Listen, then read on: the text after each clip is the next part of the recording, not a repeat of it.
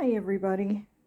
Today, or yesterday, we were supposed to do a follow-up video of Sazi's progress with crate rest. She, little 7-pound that had gone to a 5-pound Chihuahua, and she had IVDD for 5.5 years. And last week we were starting rehab with the vet, and the rehab vet was really, really helpful. I suggest that for anybody that's got a dog with IVDD. Unfortunately, Sazi had started to decline so fast within maybe just hours before the vet came, but probably really days. And that's why she had the second injury, and that's why we were starting all over with crate rest. So I just want to follow up with you guys and let you know what happened to Sazi and give you some words of encouragement if you have a dog with IVDD. And it's been really, really hard on me because we went from rehab to ashes in just 4 days. She was, here's what happened. She was barking like normal, but she had started to do some funny stuff with her front paws and bounce around a little bit with that. And apparently that was her front end starting to go. She had degenerative disc disease, but she had come back with conservative therapy 3 other times. So this isn't going to happen to every dog, and it's not going to happen frequently. But anyway, she had just kept losing progress after she re-injured herself at about week 3.5. And I knew something was wrong then, because it was just a little, you know how when you're changing their diaper and their tail sometimes comes back out of the hole, you got to start over. Well, she was screaming like she had a disc injury again after that. And I'm like, that's not right. So that's when we restarted again. Well, I cried a lot, and I just knew something wasn't right because she'd never done that before. It wasn't like she jumped off the couch.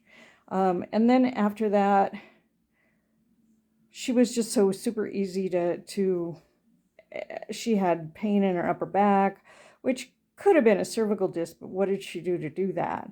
And she just started not being able to hold her weight up. And then she, like, the day after the vet came, she couldn't even stand in her crate to eat. I had to hand feed her. But she had the sweetest little hospice day. So let me tell you something. If you ever lose a little dog, that bed that I just showed you in the background, she was in that, right exactly where it is now, in my bed, but I had stuff around her so she couldn't fall. She was very safe. And I didn't touch her. I just got rid of the diapers and had pads underneath her. And I just expressed her bladder a couple times a day. She's not going to get a UTI, or if she does, she's not going to be here, the next day. So I just made it about comfort. And she actually was just the sweetest day. I just sat by her in bed all day and read my book and was just there for her. She didn't want to be touched because everything probably hurt. And she couldn't even sit up very well. But she was so cute, because every time it was time for a meal or her treats, she actually would wake up from the meds. I had her dosed on those with the meds the vets had given, so that she wouldn't feel pain in the end.